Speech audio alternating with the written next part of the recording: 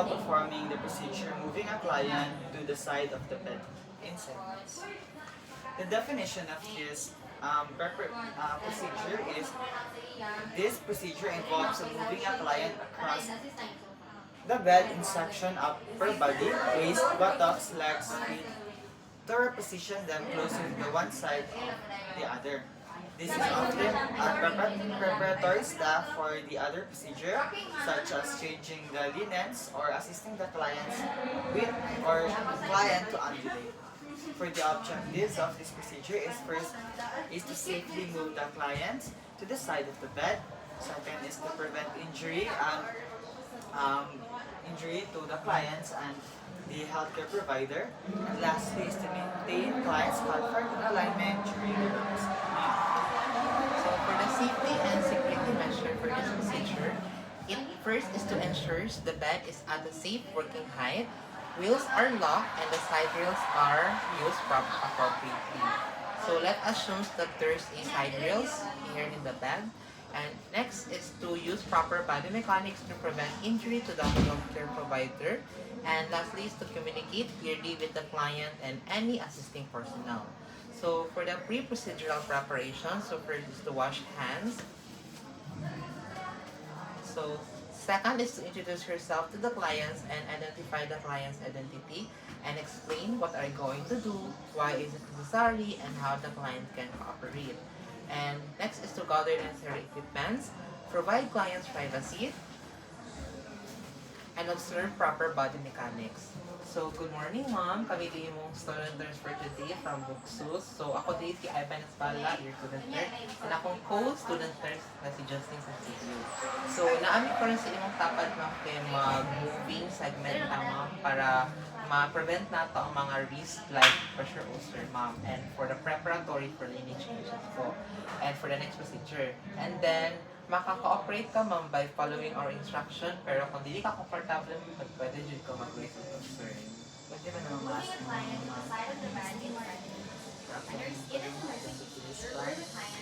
Morning again, morning. So, that was proceed for the procedure proper. First is raise the bed to a comfortable working height such as the point of gravity sa atong healthcare workers, which is our waistline. This allows the healthcare provider to use their body weight effectively and efficiently to reduce the risk of back strain. Next is the wheels of the bed. So the bed will not move during the procedure. This ensures that locking the wheels prevent the bed from moving during the procedure and ensuring the safety of the clients. Also raise the side rails to provide the accidents of clients rolling off the bed. so next step is to position yourself and the clients appropriately before performing the move. So first is to stand as close as possible at the side of the bed toward which the clients will be moved. So next, and so the rationale for this is that this allows for optimal leverage and reduces the distance the client needs to be moved and minimizing the effort. And next is to place the client's near arm across the chest. So the rationale for this is that this will prevent the arm from getting caught or injured during the movement and help maintain a more compact body position. And next is to incline your trunk forward from the hips and flex your hips and knees and ankles. Assume a broad stance with one foot forward and the weight placed upon your forward. So the rationale for this is that this utilizes the body mechanics, engaging the larger muscle of the legs and trunks for a stable and powerful movements, thereby protecting the nerves back.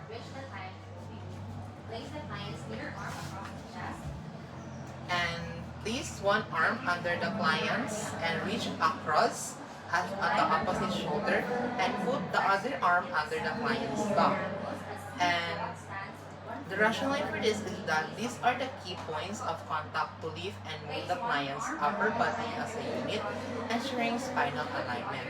And then Move the client's waist and buttocks at the same way as described above. So the rationale for this is that moving the client in segments ensures that each part of the body is repositioned safely and with your proper support maintaining alignment. So ma'am, amo kang i-move ma'am. So first kay among i-move imong upper extremities, then imong waist and the buttock. So mag-count 1, 2, 3 ma'am para mag-move ta ha. So 1, 2, 3. Sige na po, ma'am. So, 1, 2, 3. So, comfortable lang ka, ma'am. Next is move the client's leg and feet. Place your hands closely together beneath the client's ankles and repeat the steps above, pulling the client's legs and feet to the side of the bed. The rationale is this completes the repositioning of the clients from the other side of the bed to the other side of the bed, then ensuring all body parts are aligned, which allowed for safety movements. Next is elevate the side rails next to the clients. Then this ensures safety measures to prevent the clients from falling off the bed once they have been moved on the other side. For the variations, using a pull sheet, use a pull sheet beneath the client's trunk and the tights to pull the clients to the other side of the bed. The rationale for this is a pull sheet distributes the client's weight and reduces friction, making it easier and safer to move the clients, especially if they are having unable to assist. So then roll up the sheet as close as possible to the client's body and pull the client's shoulder, then the buttocks and the side of the bed, moving the legs and feet as described above.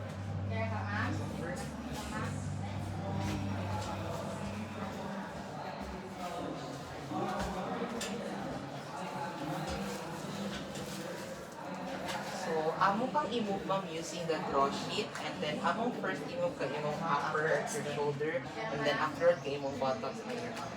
So, amo lang na siyang i-roll ma'am ha.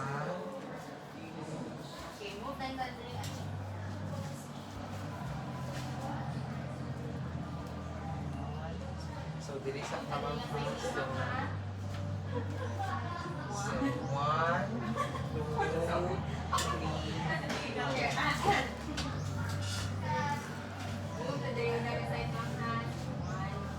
Mga tanong pang ibuman ang lower extremities naman.